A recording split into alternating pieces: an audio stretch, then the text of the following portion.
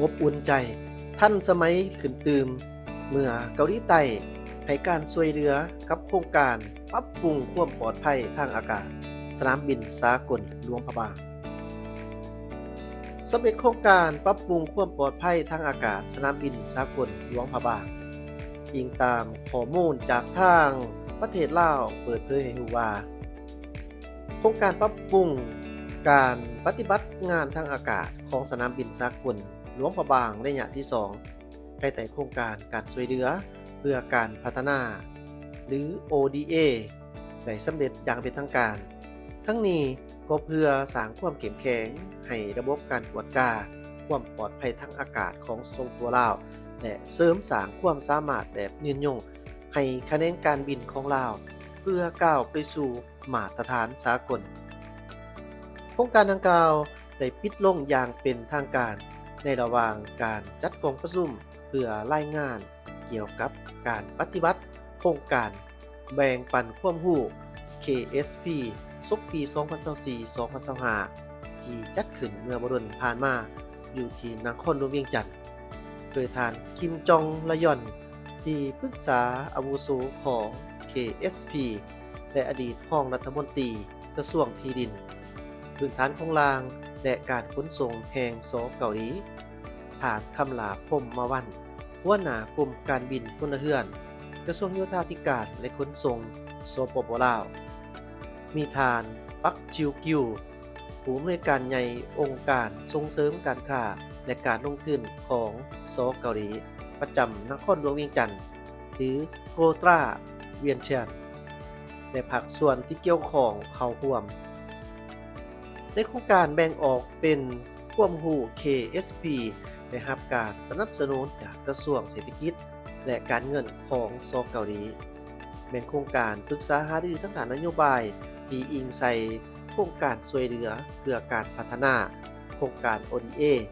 ที่เน้นใส่การแบ่งปันความรู้เสี่ยวซ่านการสร้างแผนผังการพัฒนา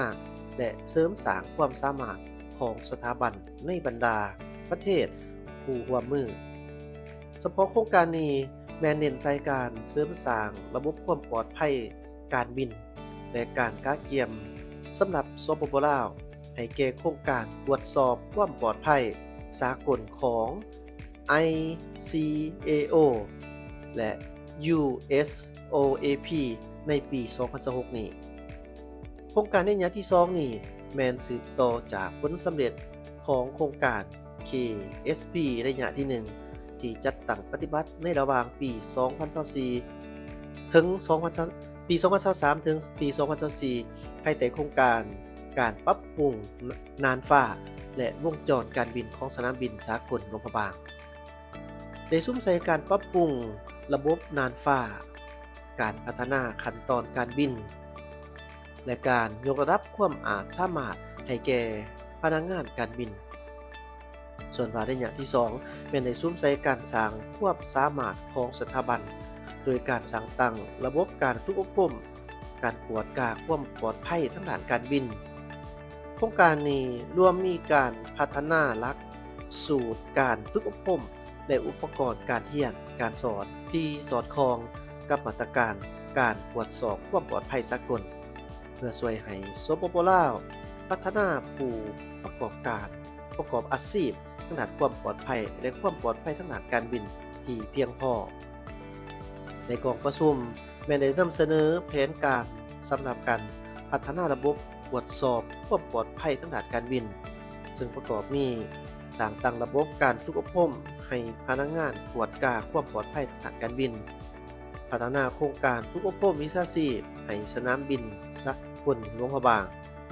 ตรวจสอบโครงเขตที่สำคัญเช่นความปลอดภัยในเดินบินความปลอดภัยในการบินและความปลอดภัยของการจราจรทางอากาศ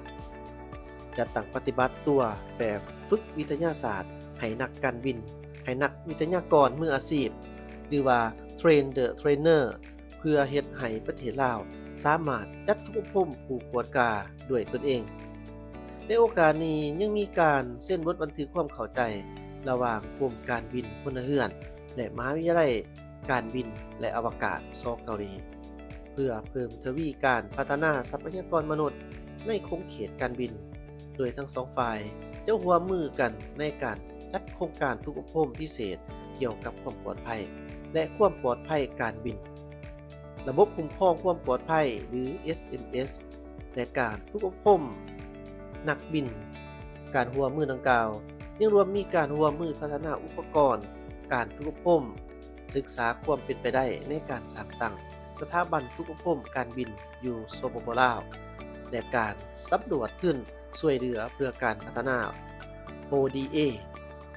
กับบรรดาองค์การของสเกาหลีเช่นว่าองค์การร่วมมือสากลสเกาหลีองค์การไฟก้ากระทรวงที่ดินพื้นฐานโครงหลักและขนส่งสเกาหลี MOLIT หรือ KOTRA เจ้าขออนุญาตบอกข่าวท่านผู้ชมตื่มแต่ว่าก็เป็นข่าวสารเกี่ยวกับทางสเกาหลีหรือว่าเกาหลีใต้นี่แหละเจ้าท่านผู้ชมถึงแม้ว่าบ่เกี่ยวของกับประเทศลาวเฮาแต่ว่าก็อยากให้ท่านผู้ชมได้รับรู้ตื่นแต่สำหรับกัมพูชาแม่นว่าได้นำส่งผู้ต้องหาหลอกลวงทางอินเทอร์เน็ตสเกาหลีจำนวน64คนกลับคืนประเทศติดตามข่าวสารจากทางวิทยุโทรภาพศูนย์กลางจีนเมื่อบ่โดนมานี้คณะกรรมการปราบปรามการหลอกลวงทางอินเทอร์เน็ตของกัมพูชาได้แจ้งข่าวว่ากัมพูชาได้นำส่งผู้ต้องหาหลอกลวงทางอินเทอร์เน็ตสเกาหลีหรือเกาหลีใต้จำนวน64คนกลับคืนประเทศในนี้รวมทั้งผู้หญิง5คนซึ่งผู้ต้องหาเหล่านี้ได้ถูกนำส่งกลับคืนประเทศจากสนามบินสากลเตโจนครหลวงพนมเปญและจะถือดำเนินคดีตามกฎหมายอยู่สเกาหลีก่อนหน้านี้กัมพูชาแม้ได้นำส่งผู้ต้องหาหลอกลวงทางอินเทอร์เน็ตสเกาหลีกลับคืนประเทศแล้วจำนวน180คนนับตั้งแต่เดือนกรกฎาคมปีนี้เป็นต้นมากัมพูชาได้ดำเนินการปราบปรามการหลอกลวงทางอินเทอร์เน็ตในขอบเขตทั่วประเทศในวันที่15ตุลาคมนี้คณะกรรมการปราบปรามการหลอกลวงทางอินเทอร์เน็ตของกัมพูชาก็ได้แจ้งให้รู้ตื่นอีกว่าประเทศตนได้จับตัวผู้ต้องหาหลอกลวงทางอินเทอร์เน็ตได้ 3,455 คนแล้วภายในเวลาเพียงแต่4เดือนผู้ที่ถูกจับตัวเหล่านี้มาจาก20ประเทศในนั้นรวมทั้งสเกาหลีเจ้านี้ถือว่าเป็นข้อมูลจากทางบรรณาธิการข่าวต่างประเทศเพียงโดยสวัยลาวปากดี